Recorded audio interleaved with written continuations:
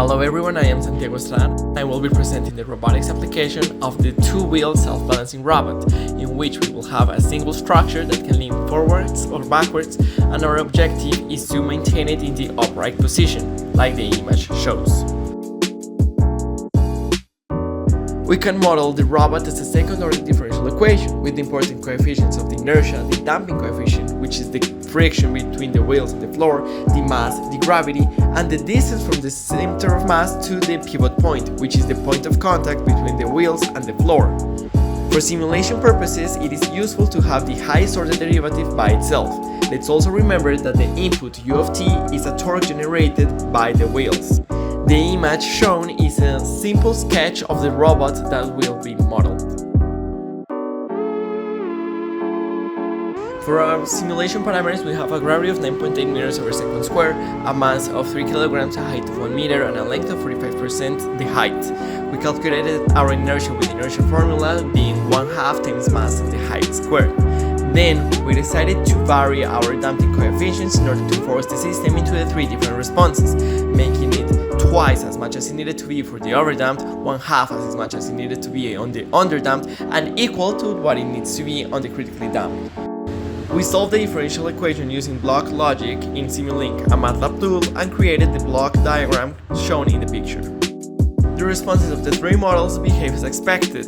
The underdamped has a big overshoot, the critically damped reaches the objective faster, and the overdamped takes longer but it doesn't have any overshoot. An analysis of the results backed this claim, showing that the rise time for the oven-damped system is of about 2.189 seconds.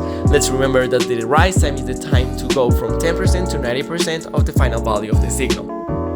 Doing the same analysis for the critically damped system, we get a rise time of 853 milliseconds, which is the lowest recorded. Finalizing this analysis with the underdamped system, we get that the rise time is 481 milliseconds. Even though this might seem closer than the critically damped, we must remember that this has a great overshoot that takes a long time to stabilize. Overall, we can see that the lowest settling time is for the critically damped system with 1.1 seconds, while the highest settling time is for the overdamped system with 3.7 seconds. However, the underdamped system has the highest overshoot, while the overdamped system has the lowest one. This must come into play when choosing how to build our system. We need to choose between a fast response but a high overshoot, or a slower response but no overshoot at all.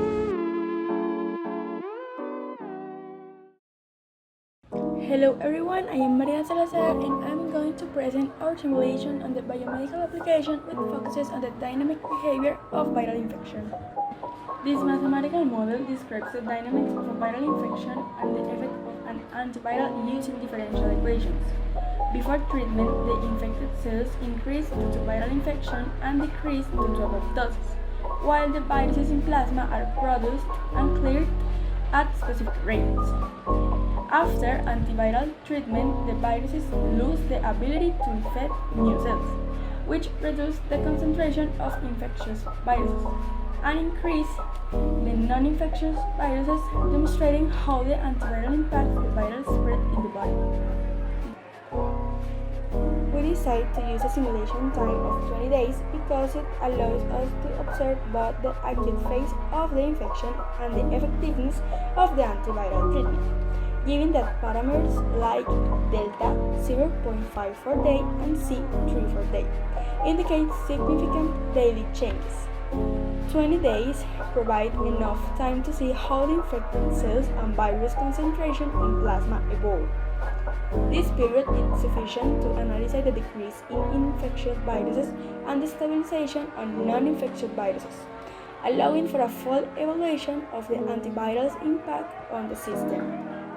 The 3 graphs illustrate the antiviral's effectiveness in reducing both the infections and non-infections viral particles and in decreasing infected cells. This supports the idea that the antiviral quickly limits viral spread and aids recovery. The results align with the theoretical prediction of the differential equations used in the model.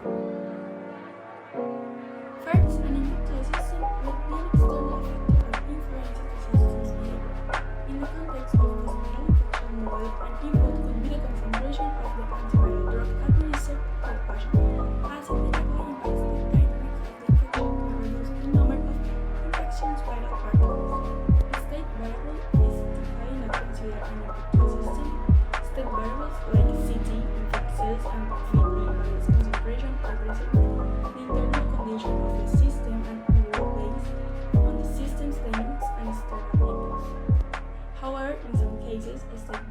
can influence another part of the system, acting similarly to an input for certain components.